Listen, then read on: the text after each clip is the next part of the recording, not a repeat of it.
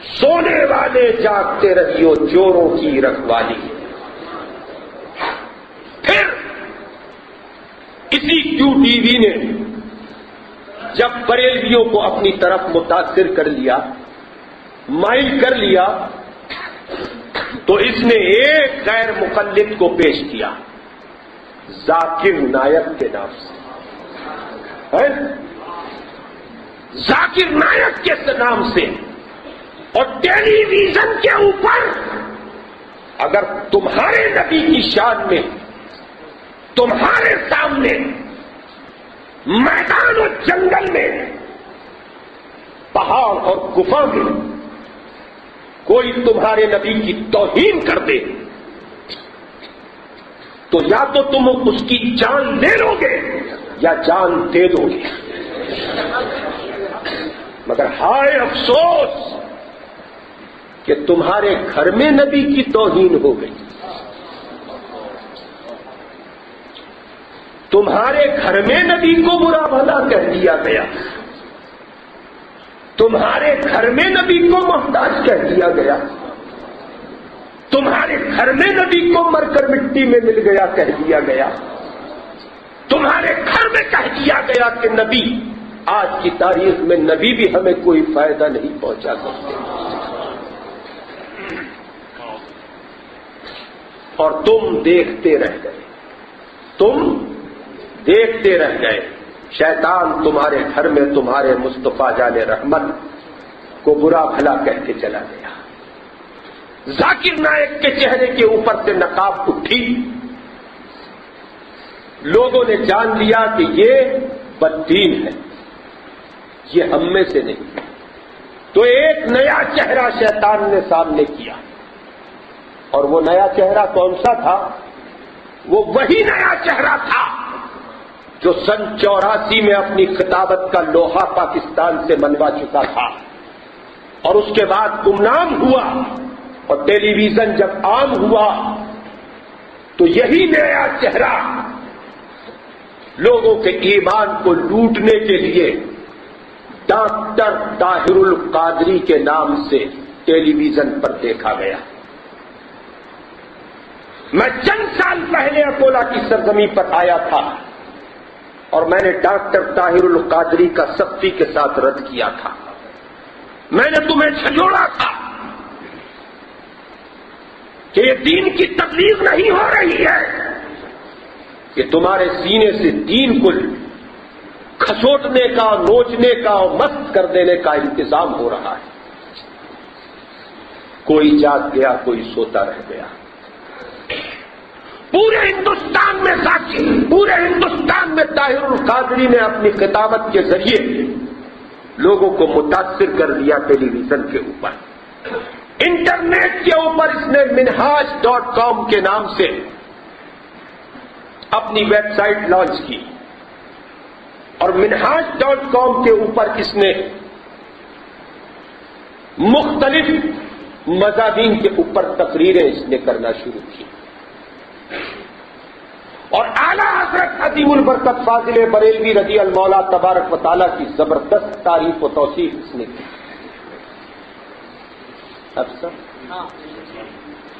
زبردست تعریف کی، اور ایسی تعریف کہ ہندوستان کے علماء تک متاثر ہو گئے، اور انہیں یہ گمان ہوا کہ طاہر القادری عاشق اعلی حضرت ہے، عاشق رسول اللہ ہے، عاشق غوث اعظم ہے. اس کی تقریروں کا سلسلہ چلتا رہا. اب آپ دیکھیے، میں نے کہا تھا اور اب میں اس کو یاد دلانا چاہتا ہوں، طاہر القادری کے خطابات آپ نیٹ کے اوپر جا کر دیکھ سکتے ہیں. یہ ایمان کو نوچنے کے لیے اور جلا دینے کے لیے شیطان کا ایک حربہ ہے. طاہر کہتا ہے کہ امام احمد رضا فاضل بریلوی میرے دادا پیر ہیں، اور میرے استاذ کے استاذ کے استاذ ہیں، میں ان سے کمال عقیدت رکھتا ہوں، مگر میں ان سے اختلاف کرتا ہوں۔ پوچھا کیا؟ کہا کہ میں وہابیوں کو بددین نہیں مانتا، میں دیوبندیوں کو بددین نہیں مانتا۔ اس کا شر اس حد تک بڑھا کہ 3 یا 4 سال پہلے اس نے 25 دسمبر کو عیسائیوں کے چرچ میں جا کر کرسمس ڈے منایا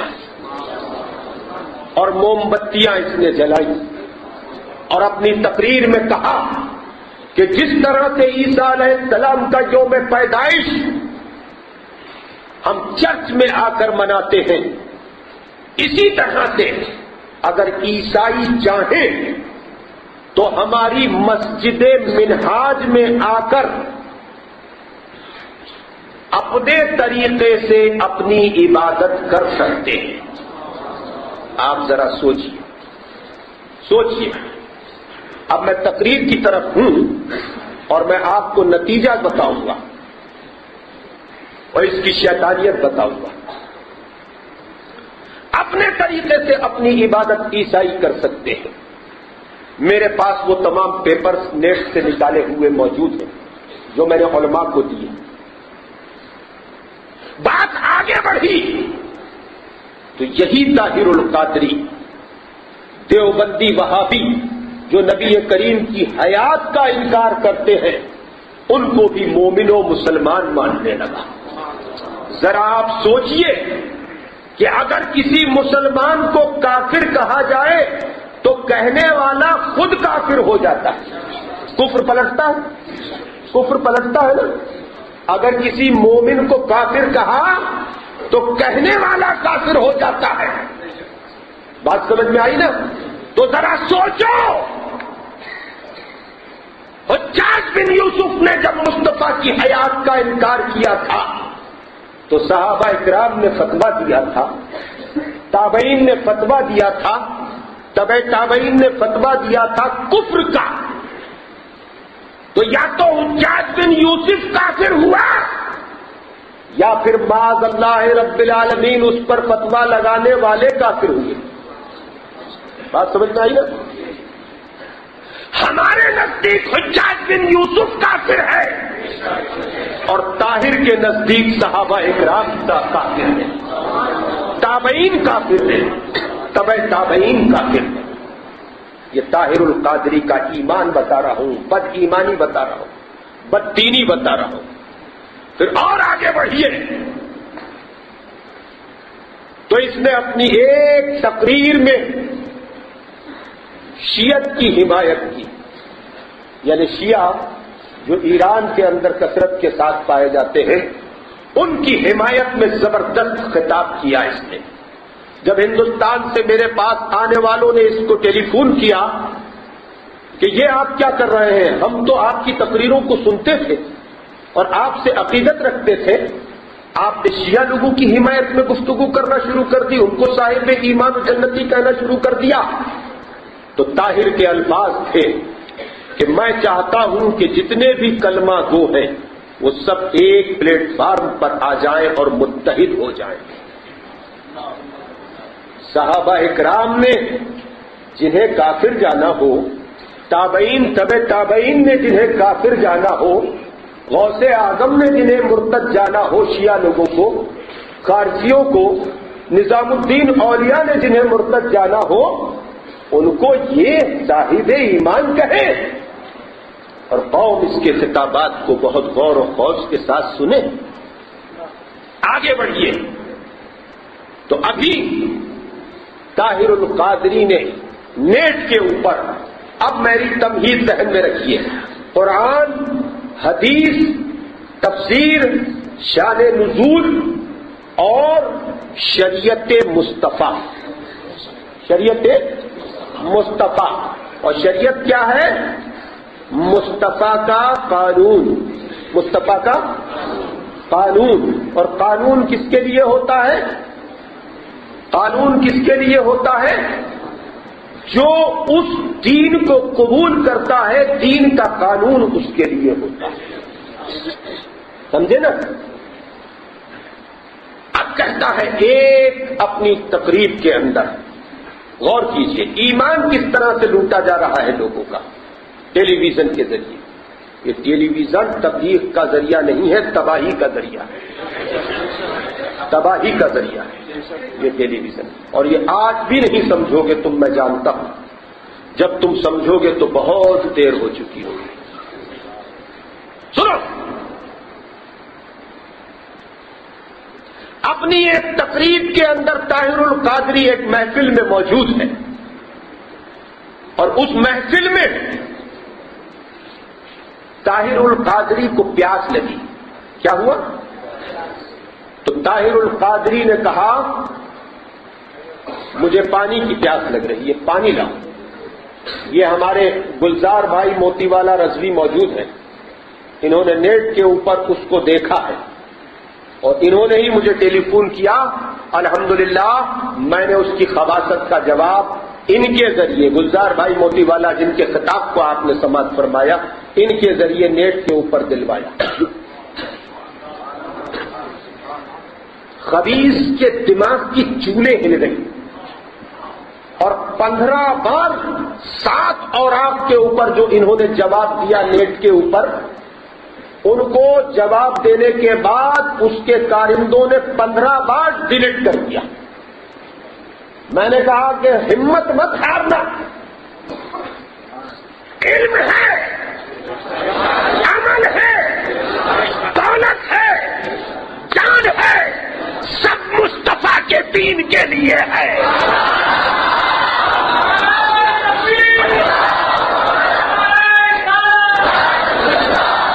حشر تک ڈالیں گے ہم پیدائش مولا کی دھوم، مثل بھارت زلزلے نجد کے قلعے گراتے جائیں گے،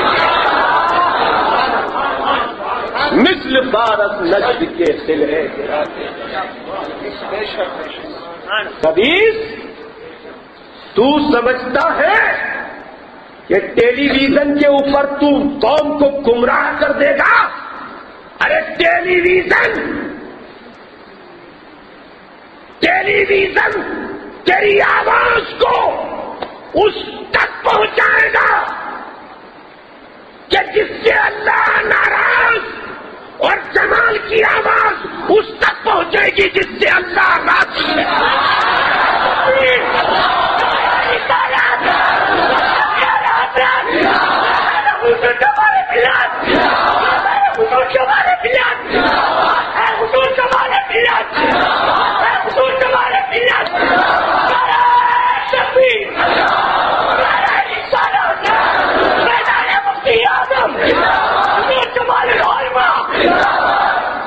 آواز تو دنیا تک پہنچانے کے لیے کسی سائنس کے آلے کی ضرورت نہیں ہے. آواز کو دنیا تک پہنچانے کے لیے خدا کی طاقت کی ضرورت ہے.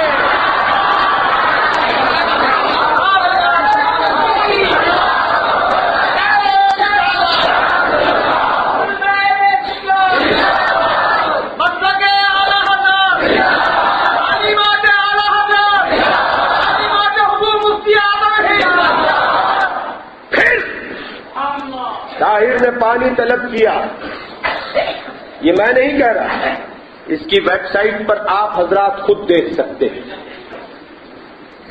لوگوں نے پانی دیا، پانی لے کر طاہر کہتا ہے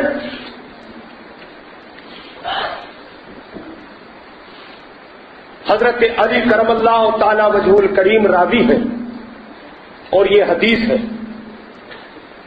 کہ ایک مقام کے اوپر رسول اللہ صلی اللہ علیہ وسلم کو پانی کی پیاس محسوس ہوئی، تو اللہ کے رسول نے اپنے صحابہ اکرام سے پانی لانے کے لیے کہا، اور جب صحابہ اکرام پانی لائے تو علی مرتضیٰ ارشاد فرماتے ہیں کہ رسول اللہ نے کھڑے ہو کر پانی نوش فرمایا.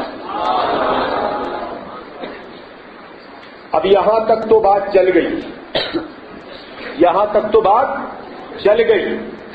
اب آپ مجھے یہ بتائیے کہ اس حدیث کو اگر آپ کے سامنے بیان کیا جائے تو علماء کو میں مخاطب نہیں کر رہا، عوام سے مخاطب ہو کر میں کہتا ہوں کہ کوئی طاقت ہے کہ جو اس حدیث کا رد کر سکے؟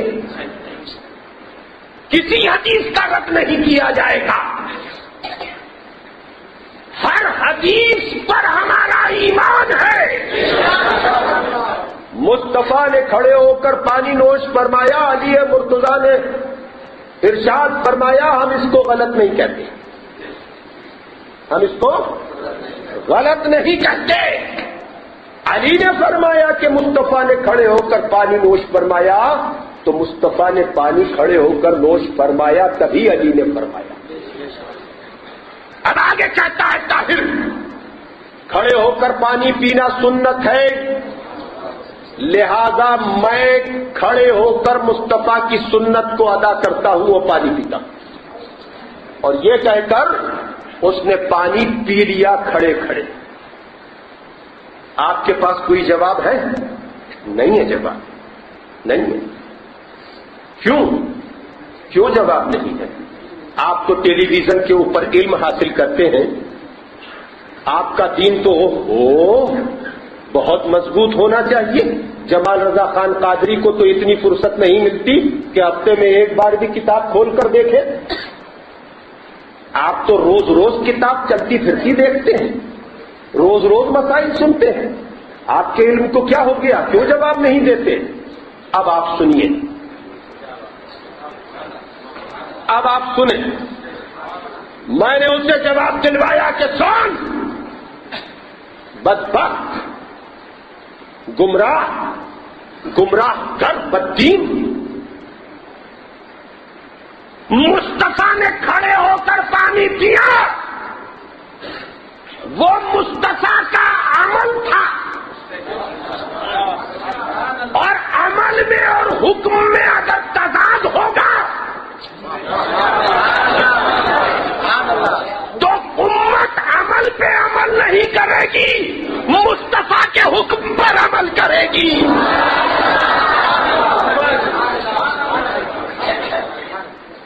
آ گئی بات سمجھ میں؟ حدیث کہہ رہی ہے کھڑے ہو کر پانی پیا، حدیث کہہ رہی ہے کھڑے ہو کر پانی پیا. شریعت کہہ رہی ہے کہ بیٹھ کر پانی پیو. بات سمجھ میں آئی بات سمجھ میں؟ اب آپ دیکھیے، پھر اس نے لندن کے اندر ایک کانفرنس کی. گزار بھائی، کبھی میں غلط بول جاؤں تو مجھے ٹوکنے کا حق میں آپ کو دیتا ہوں، سمجھے نا؟ اس لیے کہ میرے مرشد برحق کی عادت کریمہ تھی کہ کبھی کسی کو دشمن کے خلاف بھی غلط نہیں بولنے دیتے تھے. یعنی دیوبندی وہابیوں کے اوپر بھی الزام نہیں لگانے دیتے تھے. ہمارے پیر و مرشد سرکار مفتی اعظم. لندن کے اندر ایک کانفرنس کس نے کی، اور اس لندن کی کانفرنس میں یہ خود شیعہ موجود، شیعوں کے عالم موجود، یہودیوں کے علماء موجود، عیسائیوں کے علماء موجود، اور بودھ دھرم کے بھکشو موجود. ان سب کو ایک جگہ جمع اس نے کیا، اور ایک جگہ جمع کر کے لندن میں، اس کی ویب سائٹ پر موجود ہے، یہ میں نہیں کہہ رہا، آپ لوگ خود بھی دیکھ سکتے ہیں، minhaj.com کے نام سے. اس نے سب سے پہلے اللہ کا ذکر کیا اور اللہ کی تعریف کی، اور اس کے بعد ہندوؤں کے پنڈت نے رام کا ذکر کیا.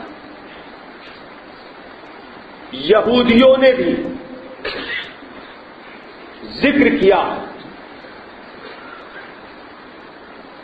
عیسائیوں نے بھی اپنے دھرم کا ذکر کیا، اور بودھ لوگوں نے بھی اپنے دھرم کا ذکر کیا، اور اس نے کہا کہ جس طرح سے ہم اللہ کو اللہ کہتے ہیں، اسی طرح سے یہ ہندو رام کہتے ہیں اللہ کو، اسی طرح سے یہ عیسائی گاڈ کہتے ہیں خدا کو۔ یہ کون ہے؟ یہ ڈاکٹر طاہر القادری ہے۔ اور جب گلزار بھائی موتی والا نے نیٹ کے اوپر اس کا جواب دیا تو 15 بار جوابات کو ڈیلیٹ کر دیا، انہوں نے پھر میل کے ذریعے جواب دیا، یوٹیوب کے ذریعے انہوں نے جواب دیا۔ جب وہ جواب دیا اور ڈیلیٹ کرنے سے قاصر ہو گیا تو جواب دیا گیا ان کی گفتگو کا کہ شیخ الاسلام طاہر القادری، مولانا طاہر القادری کے اتنی سی گفتگو پر اتنا غصہ آپ کا؟ یہ اتنی سی گفتگو ہے، یہ اتنی سی گفتگو ہے، یہ اتنی سی گفتگو ہے جہاں لوگوں کا ایمان لوٹا جا رہا ہے۔ اور جب اس کو للکارا تو جواب دیتا ہے کہ مصطفیٰ جان رحمت کے پاس 60 یہودی 60 نصارہ آئے۔ نصارہ یہ عیسائی، ان کے علماء آئے، اور رسول اللہ صلی اللہ علیہ وسلم سے صحابہ نے پوچھا کہ یا رسول اللہ، ان کو ہم کہاں ٹھہرائیں؟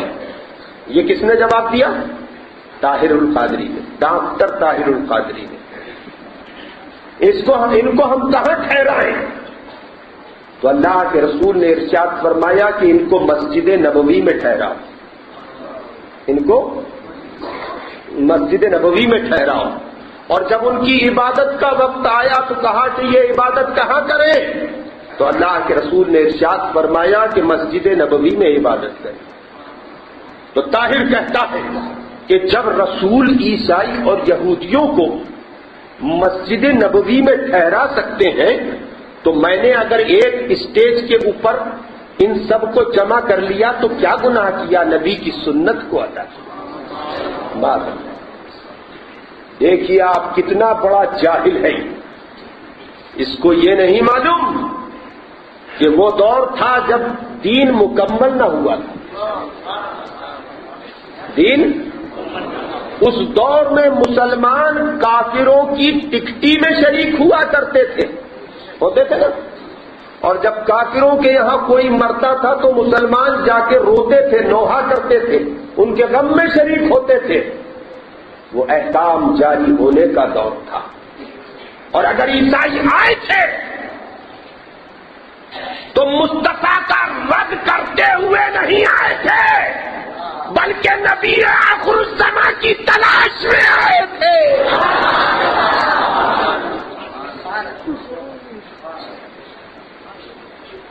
اس طرح کے واقعات، اس طرح کی احادیث مبارکہ بیان کر کے یہ طاہر القادری، یہ خبیث مسلمانوں کا ایمان سلب کر رہا ہے اور شیطان کے لیے کام آسان کر رہا ہے۔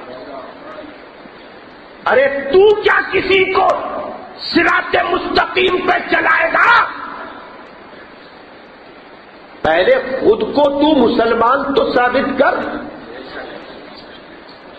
امریکہ سے ڈالر لینے والے،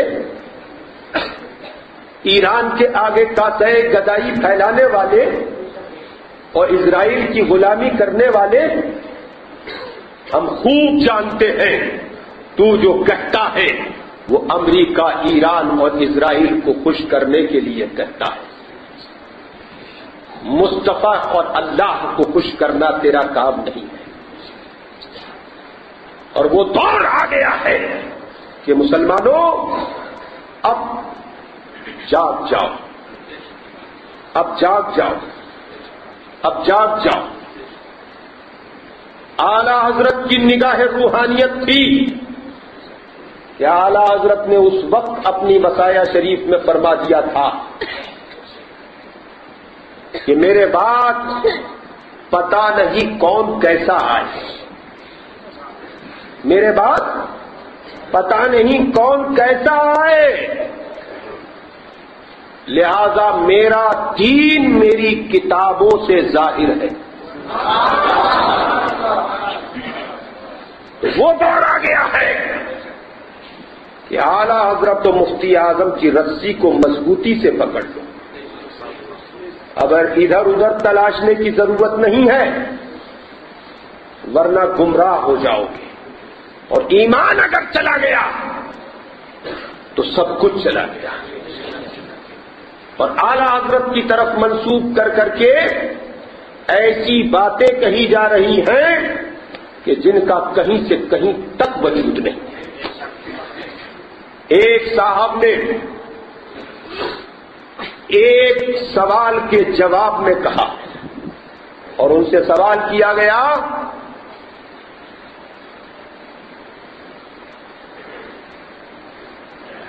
کہ تصویر کا رکھنا کیسا ہے، تصویر کا رکھنا کیسا ہے؟ انہوں نے جواب دیا کہ جاندار کی تصویر کا رکھنا جائز نہیں۔ جاندار کی تصویر، جاندار کی تصویر، جاندار سے مراد سمجھ گئے؟ انسان، گھوڑا، گدھا، ہاتھی، بچھو، سانپ، بندر، عورت، مرد، یہ سب کیا ہے؟ جاندار۔ انہوں نے کہا کہ جاندار کی تصویر کا رکھنا جائز نہیں۔ ہاں، ایسی شکلیں کہ جن کا وجود نہ ہو، یعنی گول گول بڑی بڑی آنکھیں ہوں، موٹے موٹے ہونٹ ہو، آڑا ترچھا چہرہ ہو، چھوٹا بڑا جسم ہو، تو ان کا کہیں وجود نہیں ہے، یہ خیالی ہے۔ لہذا جسے آج کل کے زمانے میں مکی ماؤس وغیرہ کہتے ہیں، ان کو رکھنے میں کوئی حرج نہیں۔ اب آگے سنیے، اعلیٰ حضرت کے اوپر بہتان، اعلیٰ حضرت کے اوپر بہتان، اور نہیں بخشا جائے گا جو اللہ کے دین کے لیے اپنی جان کو قربان کرنے والوں کی عظمت اور ارشادات سے کھلواڑ کرے گا۔ ہم جان دے دیں گے، اعلیٰ حضرت کے اوپر الزام برداشت نہیں کریں گے۔ اعلیٰ حضرت کے اوپر الزام لگایا کہ فتاوی رضویہ میں ہے۔ ہم نے پوچھا کیا ہے؟ اب ہمیں تشویش ہوئی کہ کیا ہے فتاوی رضویہ میں، تو کہا کہ اگر کسی انسان کے جسم سے روح نکل جاتی ہے اور وہ بے جان ہو جاتا ہے انسان، تو اس کی تصویر بھی کھینچی جا سکتی ہے۔ مفتی صاحب، یہ علماء اکرام موجود ہیں، اس کی تصویر بھی کھینچی جا سکتی ہے۔ یہ اعلیٰ حضرت کے اوپر کھلا ہوا الزام ہے۔ جاندار سے مراد کیا ہے؟ کہ جسے اللہ نے جان عطا فرمائی۔ اب میں ایک سوال کرتا ہوں کہ اپنے ہی سوال میں گھر گئے کہ جس کے جسم سے جان نکل جائے اس مردے کی تصویر کے حکم میں نہیں آئے گی۔ اب میں کہتا ہوں کہ آپ کے جسم میں تو جان ہے، آپ کیوں تصویر کھنچوا رہے؟ آپ کے جسم میں تو جان ہے، آپ کیوں تصویر کھنچوا رہے؟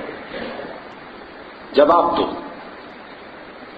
اگر بے جان کی تصویر جائز ہے تو ابھی تو آپ جاندار ہیں۔ خیال رہے، یہ اعلیٰ حضرت کے اوپر الزام ہے، اعلیٰ حضرت نے ایسا کچھ کہیں نہیں لکھا کہ جب تمہارے مردہ ہو جائیں تو تم ان کی تصویر کو کھینچ لو. اس سے یہ تو مطلب ہوا, یہی تو مطلب ہوا. ایسا کچھ نہیں. تصویر مطلق حرام, مطلق حرام, مطلق حرام, مطلق حرام. اور اگر تصویر کا یعنی بے جان کی تصویر کا کھینچنا جائز ہے تو یہ جو بندر, گھوڑے, ہاتھی سب بنے رہتے ہیں,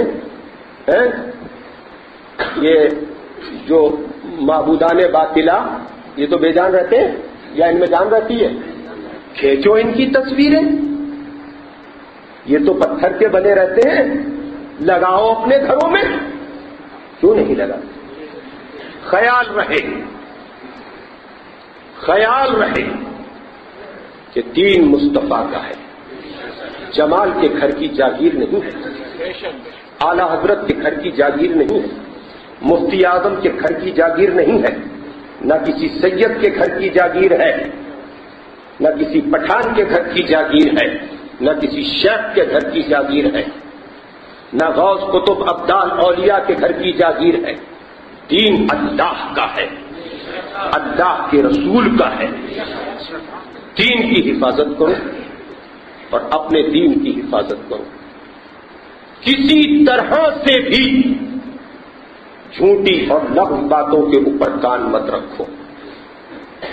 جھوٹی لغو باتوں کے اوپر کان مت رکھو ورنہ ایمان کے لالے پڑ جائیں گے, ایمان کے لالے پڑ جائیں گے. ایمان کو بچا لو مسلمانوں. میں اس لیے کہہ دیتا ہوں کہ مجھے خدا کو منہ دکھانا ہے, خدا کو منہ دکھانا ہے, اعلی حضرت کو منہ دکھانا ہے, مفتی اعظم کو منہ دکھانا ہے.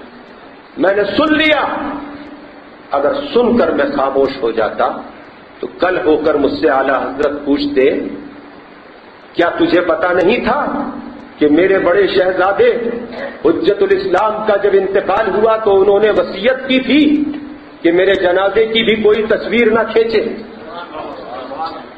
یہ حجت الاسلام کی وصیت تھی, اور جب تصویر لی گئی جنازے کی تو آپ دیکھیے حجت الاسلام کی کرامت کہ کوئی تصویر نہیں آئی. سمجھے نا؟ طاہر القادری کا ایک جواب میں اور دیتا چلوں آپ کو.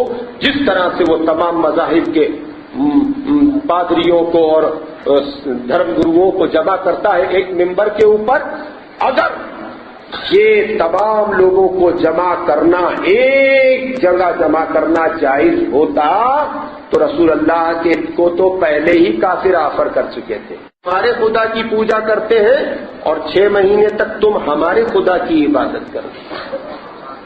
بات سمجھ میں آئی نا؟ ایک جگہ جمع کرنے کی بات کی تھی نا کہ جھگڑا ختم کرو, 6 مہینے بانٹ لیتے ہیں, الٹرنیٹ معاملہ ہو جاتا ہے. سمجھے نا؟ وہاں تو ایک ہی کافر تھے, یہاں تو جانے کتنوں کو جمع کر رہا ہے مجدد بننے کے چکر میں. ایک خدا کا بھیجا ہوا مجدد ہوتا ہے اور یہ شیطان کا بھیجا ہوا مجدد ہے. بات سمجھ میں آئی نا؟ ہوشیار رہو, ہوشیار رہو, اپنے ایمان کی حفاظت کرو. اللہ تبارک و تعالی دوران بیان اگر مجھ سے کوئی غلطی ہوئی ہو تو خداوند قدوس مجھے معاف فرمائے اور صراط مستقیم پر مجھے اور آپ کو سب کو چلتے رہنے کی توفیق عطا فرمائے. اور اللہ تبارک و تعالی میرے بولنے کو جو اس کے حضور میں قبول ہے قبول فرمائے اور اس کا اجر مجھے, میری اولاد کو, میرے مرحومین کو عطا فرمائے, میرے مشائخ اعظام کو اور آپ سب کو عطا فرمائے. وما علینا الا البلاغ.